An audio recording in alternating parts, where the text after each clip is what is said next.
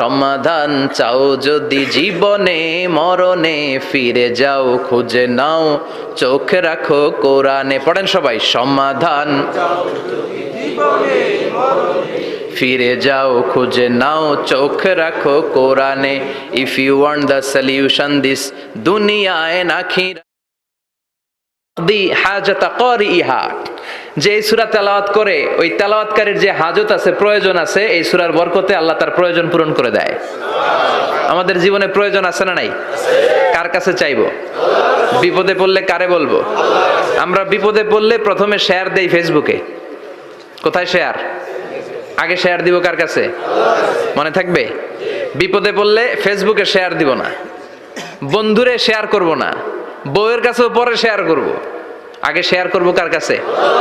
মনে থাকবে? এজন্য বিশ্বনবী বলতেন এই সূরার নাম সূরাতুল কাদিয়া, মানুষের হাজত পূরণ করে দেয়। এই সূরা তেলাওয়াত করে যদি আপনি আল্লাহর কাছে কোনো বিপদ থেকে পানা চান অথবা কোনো প্রয়োজন নিয়ে দোয়া করেন, সূরার বরকতে প্রয়োজনটা পূর্ণ করে দেয় কে?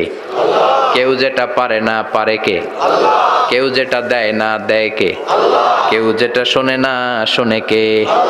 তাহলে পেলাম সূরাতুল কাদিয়া। আরেকটা নাম আছে সূরার, সেটা হচ্ছে সূরাতুল আযীমা, সুমহান সূরা। কি সূরা? সুমহান, আযীমা। এই আযীম আর আযীমা এই শব্দ দুইটা অনেক দামি, আল্লাহ যে কোনো জায়গায় ব্যবহার করেন নাই। বিশ্বনবীর চরিত্রের উপমা দিতে যে আল্লাহ আযীম শব্দ বলেছেন, তাই না? রব্বুল আলামিন বলেন ওয়া ইন্নাকা লাআলা খুলুকিন আযীম। ও নবী, সাধারণ কোন চরিত্র আপনারে আমি দেই নাই, আপনারে আমি দিয়েছি আযীম একটা চরিত্র, খুলুকুন আযীম। And verily indeed you are on a very good standard of character. অসাধারণ চরিত্র দিয়েছি। বিশ্বনবীর চরিত্র বুঝাতে যে আল্লাহ কি শব্দ ব্যবহার করেছেন? কথা বলে না, তাফসীর শিখে যেতে হবে। কোন শব্দ ব্যবহার করেছেন? আযীম। আবার আল্লাহ নিজের পরিচয় দিতে যে আযীম বলেছেন, ওয়ালা ইয়াউদুহু হিফযুহুমা ওয়া হুয়াল আলিয়্যুল আযীম। সুবহানাল্লাহ। আকাশ জমিনের নিয়ন্ত্রণ করতে যে আল্লাহ কখনো ক্লান্ত হয় নাকি? কারণ তিনি হচ্ছেন আল আলিয়্যুল আযীম। আল্লাহু আকবার। তার মানে নবীর চরিত্রের ক্ষেত্রে আযীম, আল্লাহর নিজের সত্তার ক্ষেত্রে আল্লাহ বললেন আযীম। আবার বললেন কিয়ামতের দিন গোটা পৃথিবীটারে আমি নাড়িয়ে দেব, গোটা পৃথিবীতে একটা আমি ভূমিকম্প দিব। এই কথাও কোরআনে আছে না নাই? ইযা জুলজিলাতিল আরদু জিলজালাহা আল কারিয়াতু মাল কারিয়া। পুরো পৃথিবী কাঁপিয়ে দিব। এই কাঁপাকাঁপিটা ওই দিনের ভূমিকম্পটা কি অন্যান্য সময়ের ভূমিকম্পের মতো হবে? এই ভূমিকম্পকে আল্লাহ বলেছেন আযীম। ইন্না জালজালাতা সাআতি লা শাইউন আযীম। সেদিনের ভূমিকম্প সাধারণ কোনো আর্থকোয়েক নয়, সাধারণ ভাইব্রেশন না, এটা আযীম। আবার আল্লাহ কোরআনকেও আযীম বলেছেন, ওয়ালাকাদ আতাইনাকা সাবআম মিনাল মাসানি ওয়াল কুরআনাল আযীম। ও নবী, আমি আপনারে নিত্য পাঠনীয় সপ্তবাক্য সূরাতুল ফাতিহা দিয়েছি, সাথে সাথে কোরআনে আযীম দান করেছি। সুবহানাল্লাহ। তার মানে কোরআনের ক্ষেত্রে আযীম, কিয়ামতের ভূমিকম্প এটা আযীম, আল্লাহ নিজেও আযীম, বিশ্বনবীর চরিত্র আযীম। আবার এই সূরাটাও যেহেতু দামি, এজন্য এই সূরার নাম সূরাতুল আযীমা, সূরাতুল সুমহান সূরা। এটা যেন তেন সূরা নয়, এটা তো কোরআনের কলব। কলব ছাড়া মানুষ বাঁচে? হার্ট ফাউন্ডেশনে যেয়ে দেখবেন মানুষের কি অবস্থা। হৃদরোগ, হৃদয় যার নষ্ট, তার যে কত কষ্ট। এই যে কি পরানো লাগে এখন? রিং পরায়, এনজিওগ্রাম, এনজিওপ্লাস্টি করে আর্টারি ব্লক করে ফেলে। চর্বি, এত চর্বি আমরা খাই, এত গরুর গোশত আমরা খাই।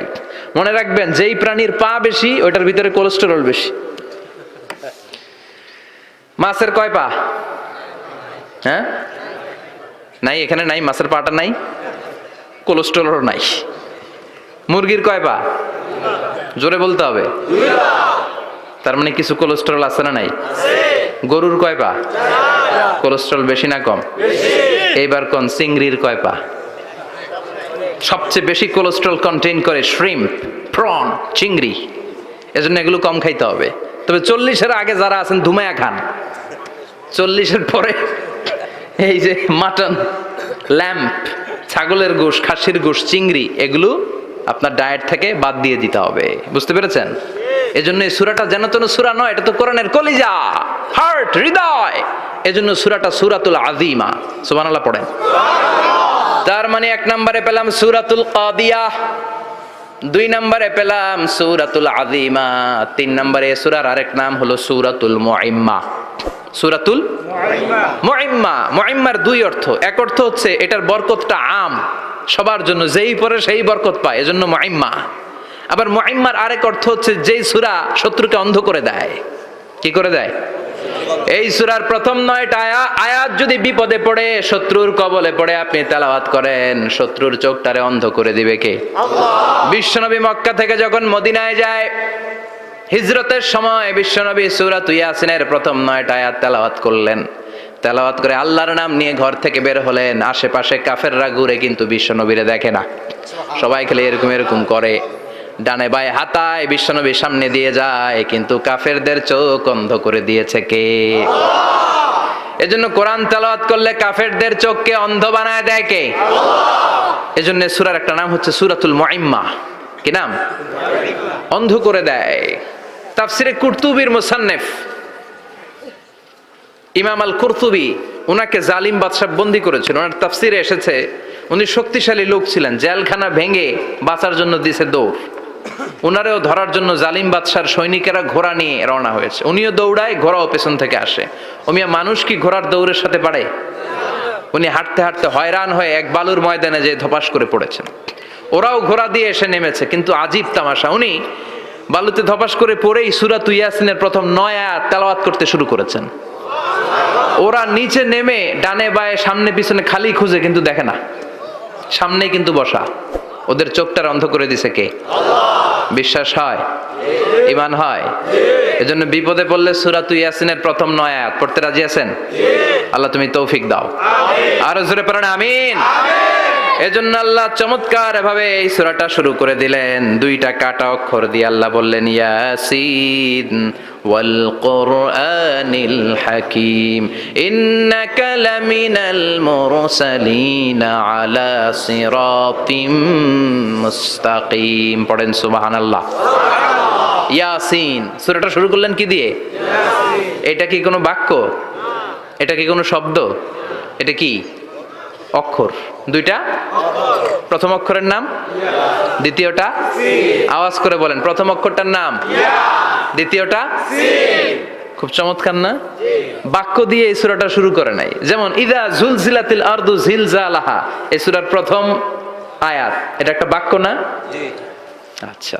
ওয়াদ-দুহা ওয়াল-লাইলি ইযা সাজা, বাক্য না? জি। কিন্তু ইয়াসিন এটা কি কোনো বাক্য? এটা কি কোনো শব্দ? না, এটা কাটা 2টা অক্ষর। সুবহানাল্লাহ পড়েন। আল্লাহ 114টা সূরার প্রায় 29টা সূরা এরকম কাটা কাটা অক্ষর দিয়ে শুরু করেছেন। সুবহানাল্লাহ নাই? এই 29টা সূরা কখন আল্লাহ একটা অক্ষর দিয়ে শুরু করেছেন, কখনো 2টা অক্ষর দিয়ে, কখনো 3টা দিয়ে, কখনো 4টা দিয়ে, কখনো 5টা দিয়ে। একটা অক্ষর দিয়ে আল্লাহ কোরআনের সূরা শুরু করেছেন। এরকম একটা সূরা বলেন। নুন ওয়াল কলামি ওয়া মা ইয়াসতুরুন। নুন, নুন দিয়ে সূরা শুরু হয়ে গেছে। তারপরে কফ, এক অক্ষর দিয়ে সূরা শুরু হয়ে গেছে। সুবহানাল্লাহ পড়েন। সুবহানাল্লাহ। এবার বলেন 2 অক্ষর দিয়ে সূরা শুরু হয়েছে এরকম সূরা বলেন। আমিন। এত দূরে যান কেন? এটা আছে না নাই? ইয়াসিন। সুবহানাল্লাহ পড়েন। ইয়াসিন 2 অক্ষর দিয়ে। তারপরে হামিম। এবার 3 অক্ষর দিয়ে আল্লাহ সূরা শুরু করছেন এরকম। আলিফ লাম মিম তা সিন মিম। আল্লাহু আকবার। আবার 4টা অক্ষর দিয়ে সূরা শুরু হয়েছে এরকম আছে না নাই? হাফেজ সাহেব কোন? আলিফ লাম মিম রা, আলিফ লাম মিম সাদ আছে না নাই? আবার 5টা কাটা অক্ষর দিয়ে সূরা শুরু হয়েছে এরকম সূরাও আছে না নাই? সূরা মারিয়ামের শুরুতে কি আছে? কাফ হা ইয়া আইন সাদ। সুবহানাল্লাহ পড়েন। এরকম প্রায় 29টা সূরা আল্লাহ কাটা কাটা অক্ষর দিয়ে শুরু করেছেন, কোনো বাক্য দিয়ে নয়, কোনো শব্দ দিয়ে নয়। কি দিয়ে? হারফ দিয়ে। হারফ, এই হারফগুলোরে বলে হুরুফ আত-তাহাজ্জি বা হুরুফ আল মুকাত্তাআত, কাটা কাটা অক্ষর। মনে রাখবেন কোরআনের আয়াতগুলো 2 ভাগে বিভক্ত, একটা মুহকাম, একটা মুতাশাবিহ। মুহকাম মানে যেগুলোর অর্থ আমরা জানি, যেগুলোর ব্যাখ্যা আমরা জানি, যেটার ইন্টারপ্রিটেশন এক্সপ্লেনেশন আমাদের জানা আছে। আর মুতাশাবিহ আমরা অর্থ জানি না, আমরা ব্যাখ্যা জানি না, এটা দিয়ে আসলে কি বুঝাইছে আমরা কেউ জানে না। জানে একজন, চিল্লায় বলেন তিনি কে? আল্লাহ বললেন ওয়া ইন কুনতুম ফি রাইবিম মিম্মা নাযালনা আলা আবদিনা ফাআতু বিসূরাতিন মিন মিসলিহি ওয়াদউ শুহাদাআকুম মিন দুনিল্লাহি ইন কুনতুম সাদিকিন।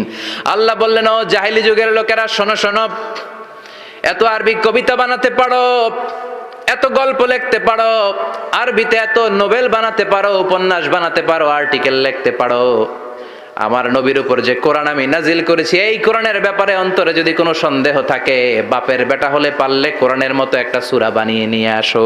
পারছে? কিয়ামত পর্যন্ত কেউ পারবে? বিশ্বনবী যেই জামানাতে এসেছিলেন ওই জামানায় আরবি ভাষা সাহিত্যের উৎকর্ষতা সাধিত হয়েছিল।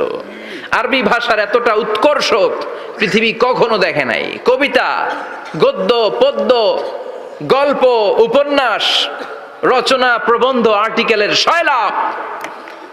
এই ভাষা সাহিত্যিকদের চোখে আঙ্গুল দিয়ে আল্লাহ বুঝাতে চাইলেন, এত অর্থ করতে পারো, এত ব্যাখ্যা জানো, এত বড় বড় বুলিয়া ওড়াও, এত কিছু তুমি জানো, তাহলে বলো ইয়াসিন অর্থ কি? সুবহানাল্লাহ কইবেন না? তাইলে বল নুন অর্থ কি, কফ মানে কি, আলিফ লাম রা মানে কি, ফাবুহিতাল্লাযী কাফার। কেউ জানে না, কেউ উত্তর দিতে পারে না। কোন সুবহানাল্লাহ। এটা কোরআনের মুজিজা, এটার অর্থ কেউ জানে না। আর এগুলোর অর্থ নিয়ে খোঁচাখুচি করা, মুফাসসিরিন ইকরাম এগুলোর কিছু অর্থ সম্ভাব্য বলার চেষ্টা করেছেন। যেমন ইয়াসিনের অর্থ ইবনে আব্বাস বলেছেন এর অর্থ হতে পারে ইয়া ইনসান, হে মানুষ। সুবহানাল্লাহ পড়েন। কেউ কেউ বলেছে এটার অর্থ হতে পারে ইয়া সাইয়্যিদ আল মুরসালিন।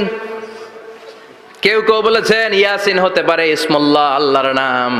কেউ বলেছেন এটা হতে পারে ইসমুন লিন নবী, বিশ্ব নবীর নাম। আবার কেউ কেউ বলেছেন ইয়াসিন হতে পারে এই কোরআনে কারিমের একটা নাম। কোন সুবহানাল্লাহ। এই সম্ভাব্য সব কথাগুলো বলে পৃথিবীর সব মুফাসসিররা বলতে বাধ্য হয়েছেন আল্লাহু আ'লামু বিমুরাদিহি বিহি। এটার দ্বারা আসল অর্থ যে কি এটা আমরা কেউ জানি না। জানে কে? আল্লাহ। চিৎকার করে বলতে হবে, জানে কে? আল্লাহ। তাহলে ইয়াসিন মানে আমরা জানি না। ইয়াসিনের অর্থ আমরা ছেড়ে দেব কার উপর? আল্লাহ। এরপর আল্লাহ বললেন ওয়াল কুরআনিল হাকীম, প্রজ্ঞাময় বিজ্ঞানময় কোরআনের শপথ। ওয়াল কুরআনিল হাকীম, বিজ্ঞানময় প্রজ্ঞাময় কোরআনের শপথ বা কসম। ওয়াল কুরআনিল হাকিমে যে ওয়া, এই ওয়াটারে আরবিতে বলে ওয়া আল কাসামিয়া। কি বলে?